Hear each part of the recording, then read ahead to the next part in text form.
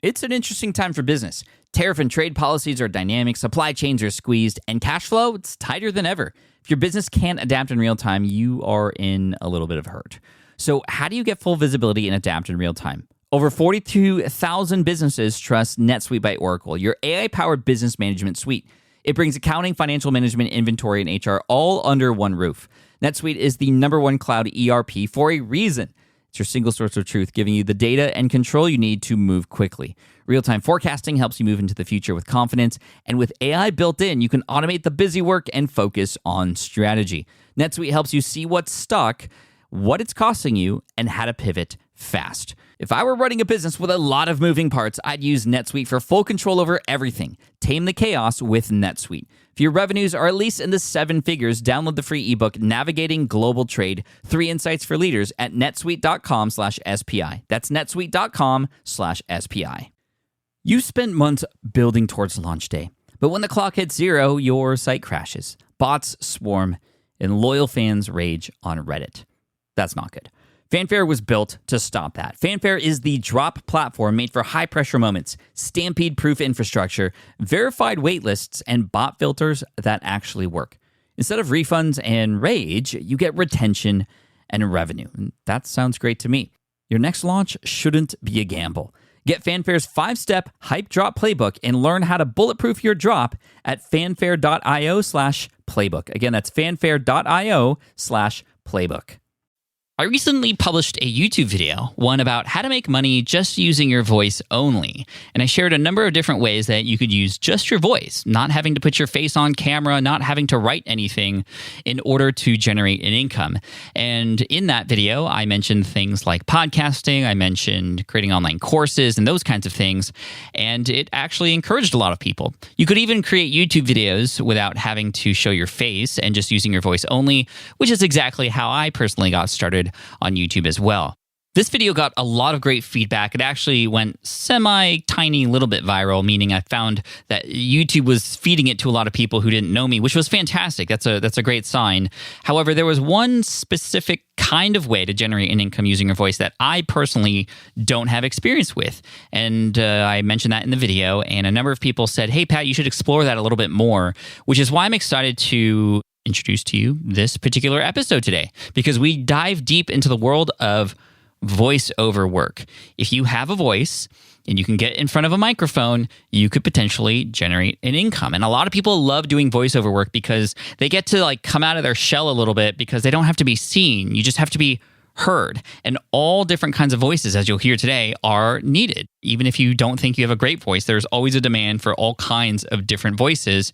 And today, to help me help you discover this world, I have a great friend on the show with me today, somebody who is very influential in my career as a podcaster. And that is Mike Russell, who is one of the co-founders, along with his wife, Isabella, over at musicradiocreative.com. When you hear this person's voice, you're going to hear just a brilliant DJ-sounding voice. He's going to share a little bit about his story about how he got into voiceover work, and now he's built this amazing agency that allows any one of us, like a podcaster or a person who has a show of any kind, even on YouTube, to hire his service to create intros, to create music, to create royalty-free music, obviously, so that you can put them in your podcast. You can have and select from all different kinds of voices to have on your show.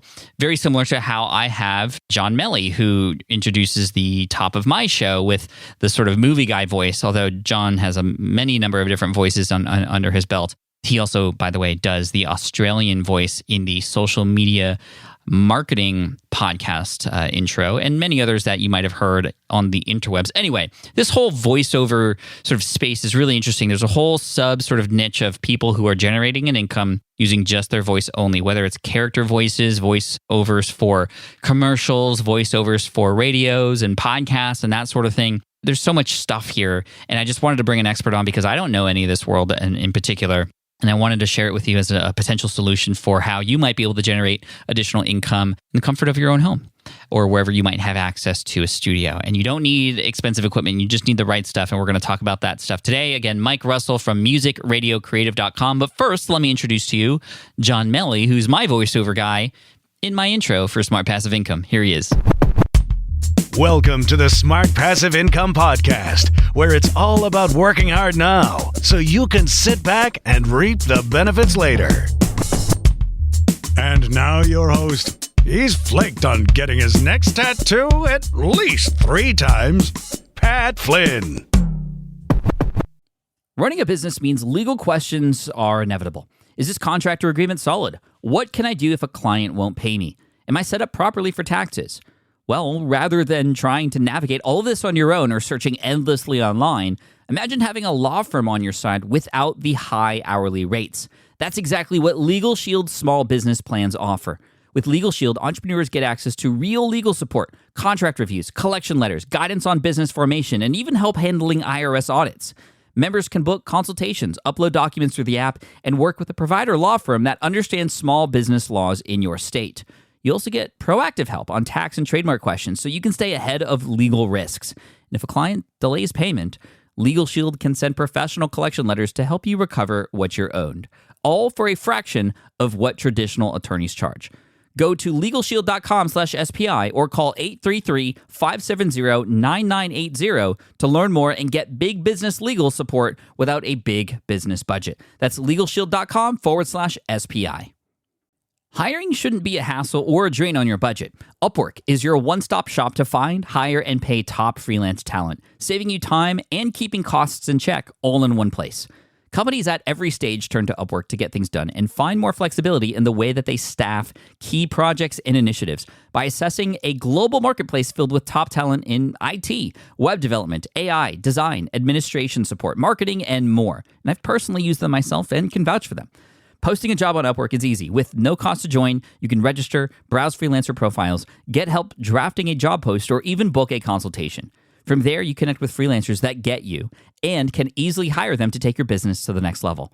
Upwork makes the entire process easier, simpler, and more affordable with industry-low fees. Post a job today and hire tomorrow with Upwork. Visit Upwork.com right now and post your job for free. That is Upwork.com to post your job for free and connect with top talent ready to help your business grow. That's UPWORK.com, Upwork.com. Go there now.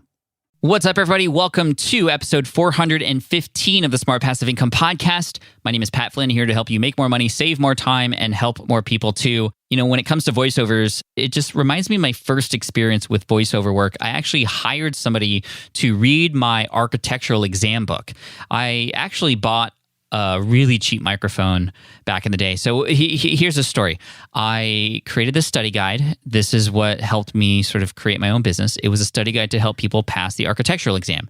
My second product was the audio version of that.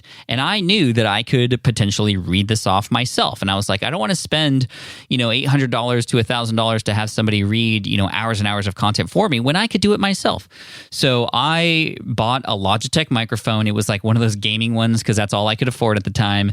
Even though I had business money coming in, I didn't want to spend money on stuff I knew I could do myself. And this was my first lesson in outsourcing, by the way, too, at the same time. So I recorded the whole book. It took, a couple weeks to get through, and it was terrible. Like, the audio quality was bad. I couldn't, with good conscience, post it up and have people buy it. So I scrapped it, and I looked at a place called Elance, which is where you can go and hire people online that recently changed to Upwork.com, which you may have heard of. And I hired a voiceover person there for $1,200, but it was delivered within like a week. And it was the best audio quality I could have imagined. This woman's voice was so perfect. And I made up the cost of the $1,200 in half a day after selling it. Like, that was another lesson in just investing in my own business. And so anyway, that was my first experience with a voiceover person. And then it was John Melly with my podcast and, all those kinds of things. So again, I'm rambling here. Let's get to the interview with Mike Russell, because he's got a great story. He has got an amazing voice and some really fantastic tips for how to break into this industry if you'd like to, and how to get started and get out there. So here he is, Mike Russell from musicradiocreative.com. Hey, Mike, welcome to the Smart Passive Income Podcast. Hey, Pat, it's great to be here. We're actually in the studio here at WeWork in San Diego. You're on a little world tour kind of as you go around and go to these different events. And we just recently saw each other at Vid Summit. And you are known in the space of voice and radio and podcasting, the founder of Music Radio Creative, along with Isabella. And she's not here today, but you guys have helped me out so much. You helped create the jingle for Ask Pat, for all of your beeswax. I mean, just amazing. I'd love to dig into your story a little bit. But first of all, like, how's the trip going? Thank you. Well, yeah, it's going great. It's kind of like the grand tour of the west coast of the US at the moment. So I've been in Vegas for an event there. We met in LA for Vid Summit. Now I'm here in San Diego looking at your awesome podcast studio. Then I'm back up to LA for more bits and bobs and eventually Adobe Max as well. So Adobe Max, what is that?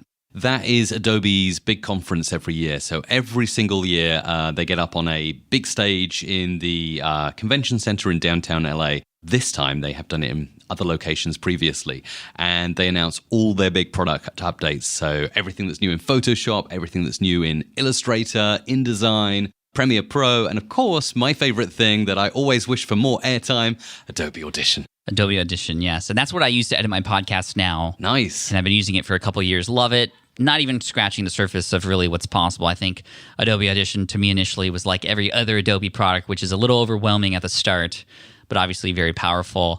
So Adobe Max, it's sort of like the keynote that Apple gives every year, right? Exactly. With all their new stuff. So any big news coming this year that you know about? Down the line, absolutely nothing that I know about until it's announced. Okay, so they keep it pretty secret because you work with Adobe, right? Like you do some work for them. I am in a pre-release group, but nothing that I can say I know. Oh, okay, I got you. You can tell me later offline then, I guess. Very cool. So, okay, Music Radio Creative, for those of you who don't know, that's where you can go to get some really cool audio jingles. You can find a voiceover person to help you with your podcast intro, outro, transitions, those kinds of things. You also help with podcast editing as well. How long have you been in this industry? Wow. In the podcast industry, I think my first introduction to podcasts was back in 2011. And actually, it was listening to you. You were one of my first podcasts. Really? Yeah, back in 2011, because before that, I was a radio guy since about 1995. I worked in commercial radio, worked in voiceover, always wanted to be on the air. It was my dream to be hosting a slot on Capital Radio in London. That was my favorite radio station and the epitome of making it for me. But I soon discovered when I started getting into radio studios that I far preferred the behind-the-scenes work, the audio production work, the making jingles and bits like that. And then listening to podcasts eventually got me into producing podcasts and eventually making my own. And here I am now. How bizarre is this? Sitting in your studio talking to you many years later after first discovering smart passive income back in the day. That's so crazy. Yeah, it really is. So what were your first moves when you started building businesses for yourself? That's a great question. So I think I listened to a lot of what you said and I started building an email list, which was absolutely amazing. I actually created one of the pivotal moments for building my list was when I created a website giving away something for free. So it was a free jingle site, essentially, and I was giving away voiceovers that I'd created. And eventually, later down the line, I actually produced a few of those voiceovers. And I was blown away to see that hundreds, and in some cases, thousands of people would download those samples when I put them up there. And initially, when I first set the website up, because I set it up initially in 2005, I didn't even collect emails. I know you're going to cringe at that. I am cringing right now. I put the samples there and just allowed people to download them. And I think I was on Bluehost because that was a recommendation at the time. And so I was probably using up all the shared bandwidth there. And then eventually you said in a podcast episode, you should really start an email list. So I started an email list and I was blown away when I actually got stats back on how many downloads were coming in. And I was like, this is cool. Cool. So what did you do with that email list? So started emailing them all the time with updates. I wasn't really very consistent in the early days. Now, thankfully, Isabella does it, and she does it regularly. She does it every week. She updates everyone on what's going on at Music Radio Creative, weekly live streams, everything there, new products and bits like that. But it really wasn't organized back in the day. It was probably like, hey, I've got this thing. Actually, I took a tip from you, a leaf from your book, Pat, when you said, actually, rather than sending these big emails with templates and graphics in, just send them from you with like plain text. And that was amazing. That was one of the tips that really got me going because I got so many replies to those emails. Just as you said in the past, it's like, people think you're emailing them. So I would ask questions. I would be, what events are you attending? Or what kind of jingle do you like? I don't know, stuff like that. And it was amazing. So you were just offering jingles and voiceover work. Were you doing this for individuals at this point, like getting custom work done for people? Or like what was the business? You build the email list, sure, but like where was this going in your mind? So back in the day, up until about 2011, this was just my side hustle. This was my, extra money thing as I was working in radio. And it was just me on the website. I was the only voice at Music Radio Creative. And I would do the customer service. I would do the voiceovers. I would produce the jingles. I would send them out. I would do the follow-ups and everything like that. And mainly I was working with individual radio hosts. So hosts that worked maybe on community stations or local radio stations, as we have in the UK, hospital radio stations, which I know they don't exist around the world. They are radio stations that broadcast to hospitals. And also DJs. I worked with a lot of DJs. We still do. Podcasters, not until later on. And that all came later on. That was kind of the big shift in everything, the acceleration, if you like, the hockey stick. When I started discovering podcasts, it started something in my life that could not be undone. It's totally changed my life. For the better. I mean, I really enjoyed working in radio, but it was a job. So I was getting up early. I was hosting a breakfast show. I was waking up at 4, sometimes 3:30 in the morning. And it's all right, but I'm sure every radio host that's listening to this can relate to the fact you'd have the 3 or 4 minute songs or sometimes Hotel California, and you'd be clicking around on Amazon or on CNN or just checking out what's going on. And you're like, am I into this morning? I don't know, So I just thought there must be something more. And that's when the total freedom and everything that you talk about and other business podcasts talk about, it's just like it kind of was a dream and then it's become reality now. It's kind of crazy. That's amazing. Well, congrats to you and Isabella for your success. And now the business. Tell me about Music Radio Creative and what that business looks like to you as a founder of that company. Today? Yeah. Sure. So today we're working with over 100 voice artists from around the world. They speak many different languages, so we don't just produce in English. We get a lot of orders in Spanish, German, Italian, as we work with a lot of DJs in those countries, in European countries. We also work with many audio producers, not just now jingle producers, but we also have a kind of subdivision, if you like, of podcast producers as well, because this is something that is fantastic. We really enjoy doing it. And a lot of podcasters don't want the hassle of producing their own shows. So this is a fantastic thing that we do. We work with musicians, jingle singers, everything. So my kind of ethos, or our ethos, is like, if it's audio, if you can hear it, if you can think about hearing it, then we can make it for you. I'm really interested in the business model that you have and the fact that it's not just you creating these jingles anymore. You have talent that's on board. I'm just curious because there's a lot of people who don't want to do it themselves anymore too, and they could potentially hire. You have essentially like an agency, if you will, that people can hire to get voiceover work done, jingles and whatnot. How do you find those people? How do you work with them? What are those like? What is that business structure like? I'm curious. That's a really good question. So in the early days and still today, we do recruit quite a bit through industry websites. So we'll go through radio websites, media websites. Another great place that we've had a lot of success is Facebook groups, and just asking around in Facebook groups, posting jobs and bits like that. Like voiceover groups? Yeah, definitely voiceover groups. Although now, after we kind of built our initial base of voiceovers back in 2011, 2012, we work a lot from recommendation.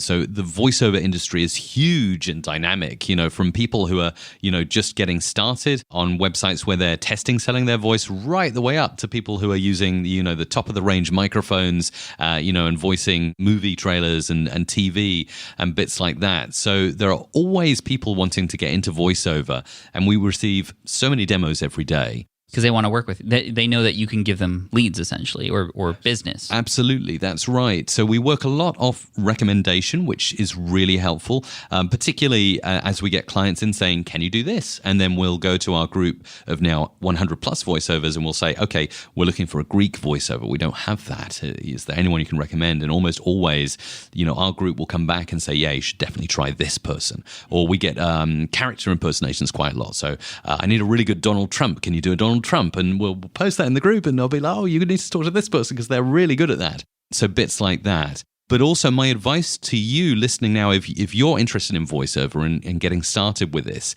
you need to do something to stand out from all the other demos that come in. It's like, hi, here's my demo. Hope we can work together. It needs to be a bit more than that. You're the master or the king, Pat, of like standing out in the space and doing things different. So you really need to listen to a lot of what Pat says, employ a lot of his tactics and try and get noticed. simple way would be just dropping something personal into the email. A little bit more than like, hi, Mike. Hi, Isabella. I know you live on the Isle of Wight. Here's my demo. But if you actually record into your demo, here is my sample in 2019, or this is my 2020 sample that I'm sending you. And hi, Mike and Isabella. It'd be lovely to work with you. Just something like that would be awesome. I know other voice artists have sent like tea bags through the post, but that's the old traditional way. Now everything is online. So something that's not just generic and probably sent out to the world to everybody, but something personal to you as somebody making a decision as far as whether that person should work with you or not. How else might a person stand out? Like, do you have any specific examples, perhaps? That's a really good question. So I would say attend events in the space, definitely, and not just voiceover events. There are a lot of good voiceover conferences. There's one in the UK, 2 or 3, I think, in the US right now that I know of. But don't just attend conferences in your niche, or is it niche? We can argue about that for hours. So go to events sort of outside your comfort zone. That is how the whole business grew for me with Music Radio Creative. It was attending early events about blogging, about podcasting, video creation, where I met people like yourself and others and connected, and we created that personal connection. And you can do that if you're a voice artist. Go and attend a podcasting event or a video event like we mentioned earlier in the show, Vid Summit. Go and attend that and see maybe how your voiceovers could be used for video creators who are putting stuff out on YouTube. Make those connections. And, obviously, meet and chat to someone like myself and make the personal connection, because that really helps. But anyone who you'd like to work with, if you want to work in medical voiceovers, maybe go and attend a medical conference and go and meet people there and say, how could you use my voice for explainers? That kind of thing. Can anybody be a voiceover artist? I believe it, yeah. Everyone's unique. Everyone's got a unique voice. There's the stereotype of you have to have the deep, gravelly voice of, in a world, all of that, Don LaFontaine. But pretty much there's a need for any voice in any situation. Yes, some voices are more popular than others, and that's very apparent, seeing the kind of statistics from my side. But also there's always a requirement for different voices, different languages. If you've got something unique, if you don't think your voice is the best, if you think, oh no, my voice would never work out for voiceovers, think of something like maybe character impersonations is your thing or something like that. That's something that I believe can be learned. So, yeah. Do you do character impersonation? No, I'm terrible. What are you talking about? You could be that big giant character with a deep voice. The only thing I think I can do is an American voice. And now I'm going to get lots of hate on that. Because it's terrible. Well, there's a lot of different kinds of American voices. No, I love that. Okay, so let's say, for example, I wanted to get started in voiceover work. How do I even get started? I want to do it. Where do I even begin? Okay, so you need to get a microphone, and that's probably the single most important thing you can spend your money on up front. Obviously, there's the demo and bits like that. Yeah, we'll get to the demo, but on the microphone, will my podcast mic do justice, or should I invest in something, or can I go to somewhere to get in front of a mic and create something? This is a really good question. So your podcast mic, if you're demoing for individuals or you're just throwing a demo online to see who likes it, it's a good start. It's better than nothing. And some podcast mics are very, very good. But if you're sending to a company that does this and works with voiceovers on a daily basis, you definitely don't want to be using a podcast mic. 100% not. They have an ear for that. Yeah, absolutely. There is a difference. And yeah, you want to get a pro mic. And my advice would be, if you're serious about voiceover, spend no less than $1,000 on a microphone, condenser microphone. That would be it, if you're serious about it. But if you want to test the waters, by all means, if you've got a dynamic mic or any other mic, go ahead and record on that. It'll still sound okay. You can do a lot with EQ as well. But also you're going to get asked, if you have a great voice, maybe the best voice in the world, one of the first questions will be, okay, really interested, what gear are you using? And if you come back and say, oh, I'm using, a Blue Yeti or like a Snowball or something. Yeah, the Snowball or whatever, which are, great mics for their purpose. But yeah, for voiceover, absolutely not. Okay. And then obviously the demo is important because that's going to sort of give people a sample of what you have to offer. What tips do you have for a demo? Like, how long should that be? What should be included in it? Okay, so I'd say no more than 3 minutes for a voiceover demo. Put your best stuff up front. Depends what kind of stuff you're going for. So if you're going for radio imaging or something like that, something that I specialize quite heavily in, then you definitely want your big, powerful stuff up front with lots of, sound effects. But if you're going for commercial reads or narration or audiobooks, you just want a really good sort of taste of what you can do. And also variety. So if you can do different voices, different situations as well. So maybe one is a clip of you doing a jingle, one is a audiobook narration, another one could be narration or talking to camera for a video. Why not make it into a video demo where you have lots of graphics and maybe a motion image of you on the screen or something like that? Because a YouTube link, it's really easy to share. So I actually have stumbled upon a number of voiceover people in the YouTube world where they just are building this giant following and building a personal brand behind their voice. And I think that's really smart. That's a great way to stand out. And whether you're doing voiceover work or not, sharing your skills in a public forum like that and gathering a following and just trying new things is really neat. There's this one woman, I can't remember her name off the top of my head, but she does a lot of, and one of her big videos that got very popular was voicing every single Pokemon character. And so she would do like that Pika. I can't do it, but she does it and it's like really cute. And then she does like Charmander, and then like she's making these facial expressions, and you can't help but like connect with her because she's just so expressive, and the voices are really good. She pops a picture of the character up at the same time. Is that something that can help a person who's trying to get into that space, is building sort of a following like that on YouTube, and how might that help? Absolutely. Well, the way it will help, I think, is you will get leads yourself. So you may not have to sign up to an agency or an online company like ours. You might find that people are contacting you for inquiries. If you build a YouTube channel, there's no limit to where you can go. I mean, you've seen it with your channel, Pat. Yeah. You've way crossed over 100,000 subscribers now.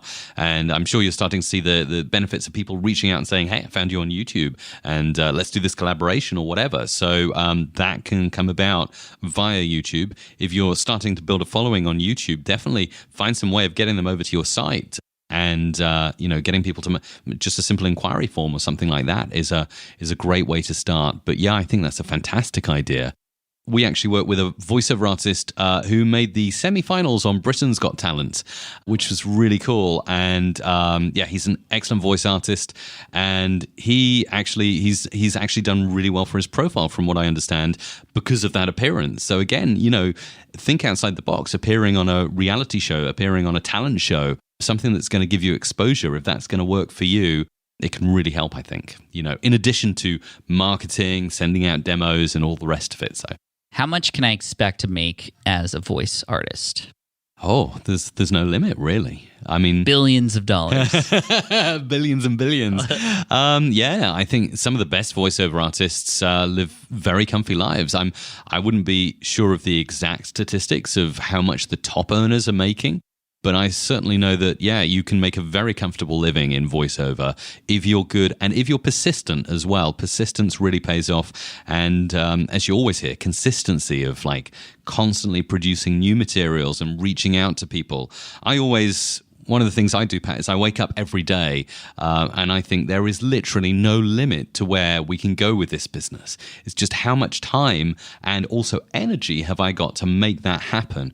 It's like, okay, I could reach out to every single radio station in the US, but where do I start? Well, let's go through the states in order. Let's start with Alaska and reach out to the radio stations there, kind of thing, and we'll get all the way through to the end. And then there's Australia, and then there's theme park audio, which we've just started doing, which is a really cool niche. And then there are voicemail messages, and every single government organization and county council in the UK needs a voicemail message. So it's just like there is no limit to the amount of work that's required. And I only see it as a good thing, more people that get into voiceover, because there's so much demand for it, as there are so many people who want to get into it as well. So when I get hired, I'm just curious. I just want to get some perspective. Just starting out, I have a demo. It's okay. I did record it on a good mic, and I put it out there. And let's just use the radio industry for example. They're interested in having me film or record like a commercial or something. What are the payment terms? What's that like? I have no idea how many dollars are being exchanged and for what. And I know there's a range, but typically, what is normal? Okay, so I can give you a little look into how it works in the UK, and I'm pretty sure it works in a similar fashion to the US, but there's something in radio in particular called a rate card.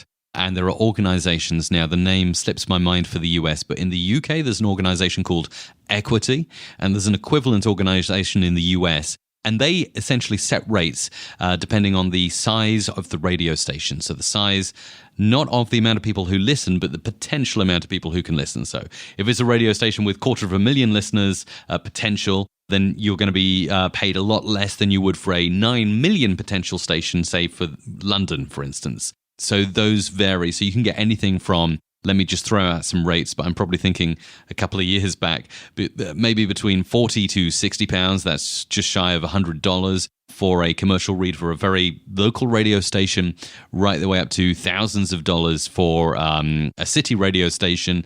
Or if you work with a big brand like a car company, you can get like tens of thousands of dollars just for one read. Just for one read. So when I'm hired, and let's say it's, a few $100, which I'm excited about. And what are they expecting? What's the deliverable like? Is it 20 different versions of one sentence, or like what's the work required now that I'm hired? Sure. So if you're talking about working in a traditional radio environment, it's moving away from the fact that you need to turn up somewhere and be produced, but still there's a lot of that going on in the industry. So they'll want you to appear somewhere, or at the very least connect over ISDN, or now that's a bit antiquated. So now we're going to IPDTL, which is essentially ISDN or studio quality down an internet connection. So really good quality connection. But you'll expect to be on the line to a producer, maybe for up to an hour or maybe more for one read, just for as long until the producer is happy that they've got the right read. So they're like, oh, that was good, but can you just say this like that? Can you say? So in the industry, that's how it would be expected. Now, for instance, with Music Radio Creative, because we work with pros, we work completely differently. We'll say, give us at least 3 takes with different styles, and that'll be enough because we trust and know that it's going to be exactly what we want. But yes, you can expect to be either on the line produced or maybe in your home studio recording. A lot of clients these days will just say, send me enough takes, send me 4, 5, 6 different takes that I can use, and then, they can be edited later on. And they just take it from there. Cool. And is this something that could be done on the side for people, or is it something that would require a person going kind of full-time with it? Yeah, absolutely. That's the way you'd build it up, is you can start with it on the side. You can start like sending demos and working with people, and then eventually go full-time. So yeah, a lot of people do this as a side hustle to supplement their income. Some people actually, particularly when I was working in radio, they don't even have a pro voiceover studio in their home or in an office. They actually just use the radio station, set up microphones, and they'll just bang out a few voiceovers and make some money that way. So wow, yeah. Cool. Okay, so give me something to read, and I want you to teach me how to read it in the proper way that I could then submit it to somewhere as like a demo. So maybe we could pull out a book or something, and I don't know if you have any tips, whatever book is interesting to you there on that shelf, and you could give me some tips on like how I can, do it in different ways, or how I might be able to better position myself so that I would get hired. I didn't tell you we were going to do this, by the way. So that's okay. Hopefully this is okay. And you picked up Ready Player One by Ernest Cline, one of my favorite books. Okay, fantastic. So reading is a requirement. That's requirement number 1. You have to know how to read. Have to know how to read. So do you want to start? Do you want to give it a go? And the first Okay, I'll read the first paragraph. Okay. And then you give me some tips, okay? Everyone my age remembers where they were and what they were doing when they first heard about the contest. I was sitting in my hideout watching cartoons when the news bulletin broke in on my video feed, announcing that James Halliday had died during the night. Okay, that's great. So already, I know you've narrated audiobooks before, so you kind of know what you're doing. The first thing I would say is if you are reading it, a lot of people will start and they'll read very monotone. They'll say, this is an audiobook. Right. Like they were reading in their head, like everyone my age remembers where they were and what they were doing when they first heard about the contest. Exactly, but you're throwing life into it. Everyone remembers like that. So that's a good thing. The one thing I would say with your read there is just slow down a little bit. Okay, I do tend to talk fast. Yeah, my audience knows this. Especially when you feel like you're being recorded. But yeah, breathe, take a breath. I am a little bit nervous now. Why did I do this? And also the other thing I would advise you to do, and I think we can do this in this setup, is actually to stand up, because that changes the whole dynamic, opens your diaphragm up, and standing. You'll sound better. I'm moving to a standing position. Let's Here I see am. you again. Okay. So you want me to do it again? Yes. People are walking by like, what are these guys doing? Okay, here we go. Everyone my age remembers where they were and what they were doing when they... Oh, too fast. Sorry. Okay. Everyone my age remembers where they were and what they were doing when they first heard about the contest. I was sitting in my hideout watching cartoons when the news bulletin broke in on my video feed, announcing that James Halliday had died during the night. There you go. That sounds a million times better to me just because you're open. Yeah. It just feels good. So always, most voiceover artists, as a matter of course, will actually stand up when they're talking. And I feel more energetic now standing up. The other thing is just be a little more natural. So with audiobook narration, often this is a tip I hear when you're doing a commercial read or something like that, is try not to put it on too much. Try not to be everyone remembers, kind of thing. Just imagine you're standing across from a mate and you just like everyone remembers that, and just keep it really natural as if you're just reading it to a friend or to your kids or something like that. Cool. So that's a audiobook reading, and there is an industry of audiobooks out there, and you could probably do a business. And there's a lot of people publishing books on Amazon. That would be where I would start to reach out. Hey, would you like me to read your audiobook? And you can get a couple $100s for that, if not more. Absolutely. There is a program on Amazon, ACX, that you can join up to, and you can join either as a publisher or as a talent. And if you join that, I think it's available in some countries, maybe not all, definitely the US and UK. You can join and you can see all the audiobooks that need narration, and then just click in and submit little samples. And you could be doing that all day, really. Wow, that's cool. So that's a good money-making opportunity, for example. Then, of course, you could do different voices. Let's say somebody's listening to this and they're like, you know what? I do voices. I do voices with my kids, and that sounds like fun.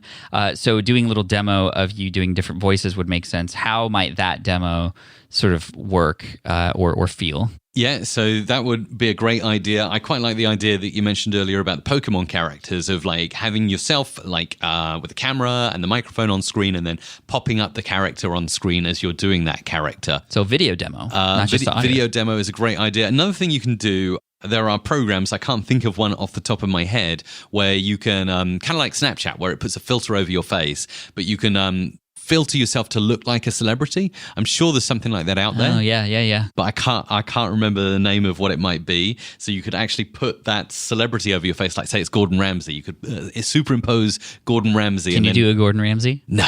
And anyway... Get out of my kitchen! It would definitely not be for this podcast. Yeah, that's true. We have kids who listen to the audience, so we don't want that. Okay, fantastic. This is great. I think a lot of people might get inspired to start trying something, and I think that's the big lesson there. What can you say to those who are like, this sounds interesting. I have a voice. Who knows? Let's see what happens. But now the demons are starting to talk to them in their heads. They're starting to get a little scared. And voiceover work, you have to kind of get out of your comfort zone a little bit and be open. What advice might you have for somebody just starting out in this industry to just try it out and be comfortable?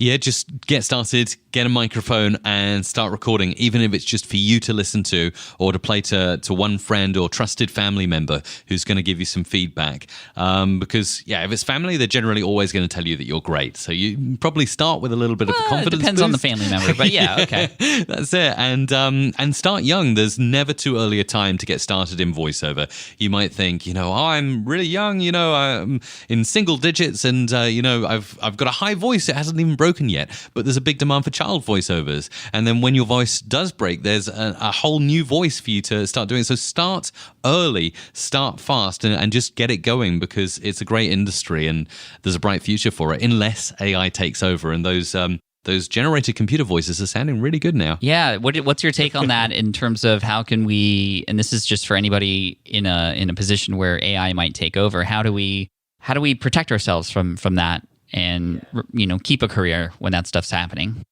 That's a good question. Just be really passionate about your voiceover, put a lot of emotion in, because that's something that is getting better, but it's still hard for AI to do. Otherwise, it's about relationship building, I think, because you as a human, you can build a relationship with another human, whereas an AI can't really build a relationship, although it is easier, but it's not there yet. So yeah, it's always going to be there, but I think we should be looking about ways that we can integrate AI into our businesses, whatever it is, because I think every business in the future will have the threat, if you want to call it threat, or maybe help of AI in the future. We just need to think about how can we use that in our business to our advantage to make things better and easier for people. Fantastic. Mike from musicradiocreative.com. Check it out. What can people expect when they get there? What should they look at, and how can you help them? Absolutely. Thanks, Pat. So, yeah, you can go to the website and it's musicradiocreative.com. You can click around, play some of the demos. You can type in a script, order online, or get in touch with us. There's a podcast page there with production and everything like that. And I have a YouTube channel where I do my best to help people with audio production techniques, ideas, making your voice sound better. So if you're just getting started in voiceover, want some tips, it's all there on YouTube. Fantastic. Thanks for joining me in the studio today. Cool. Thanks, Pat. It's a pleasure. All right, I hope you enjoyed that interview with Mike Russell. You can find him and his team and his crew there to help you at musicradiocreative.com. We've got a great relationship with him, and they often really, really well serve our podcasting students for voiceovers and royalty-free music. But as you can see on musicradiocreative.com, they have a lot of services there. And Mike, thank you so much for listening to the show. And Isabella, I know you're listening to this as well. I appreciate you and what you guys do over there at MRC, and I recommend everybody check them out. If you'd like to get the links and the resources mentioned in this episode and all in one spot, just head on over to smartpassiveincome.com/session415. Again, that's smartpassiveincome.com/session415. Team Flynn, you're amazing. Thank you so much. Make sure you hit subscribe if you haven't already done so, because we have a lot of great content coming your way to help you and your business and give you some ideas and inspiration and Flynnspiration and education on growing and scaling and building your business and overcoming all those demons that you have in your head that are trying to stop you.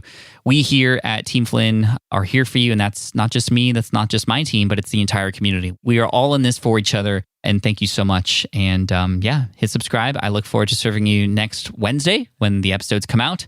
So look out for that episode then. If not, or if you're just hungry for the rest of the content that's in the archive, go ahead and listen to the next episode. Whatever's available to you or whatever is of interest to you, just hit play. I promise you it's going to be helpful. Cheers. Thanks so much. I appreciate you. And as always, Team Flynn for the win. Peace. Thanks for listening to the Smart Passive Income Podcast at www.smartpassiveincome.com.